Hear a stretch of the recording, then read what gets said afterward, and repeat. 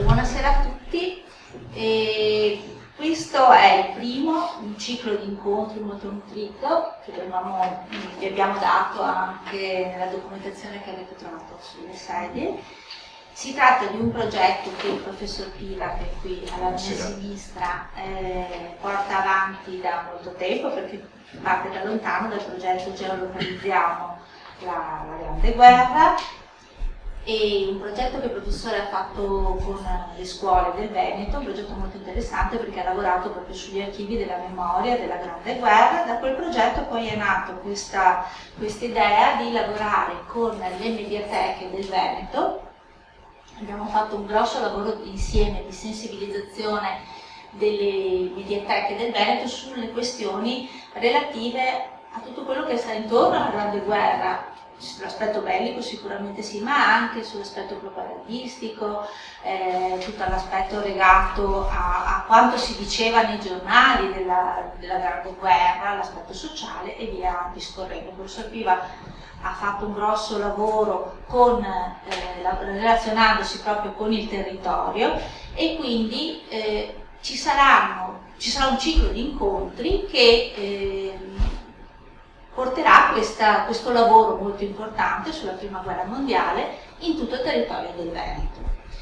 E oggi abbiamo come relatore il dottor Mondini, vedo tra l'altro il suo libro fresco di stampa, La guerra italiana, poi il suo nome, mi farlo vedere. Sì, poi di parlarne. E vi parlerà proprio della guerra nelle riviste illustrate. Tra l'altro, vi volevo segnalare che anche nella nostra biblioteca qui di Villa Settembrini abbiamo parecchia documentazione sia di riviste illustrate sia anche di tanti altri aspetti della Prima Guerra Mondiale, quindi se volete approfondire abbiamo anche questa opportunità. Qui con noi c'è anche la responsabile del nostro servizio spettacolo, la dottoressa Galanti, seduta in prima fila, che saluto, e lascio la parola ai relatori perché hanno molte cose interessanti da dirvi. Ma soprattutto vorrei ringraziare il professor Piva perché abbiamo lavorato molto bene insieme. È stato un lavoro che non è stato sempre facile perché abbiamo dovuto creare una vera e propria sensibilità sul territorio rispetto a queste questioni.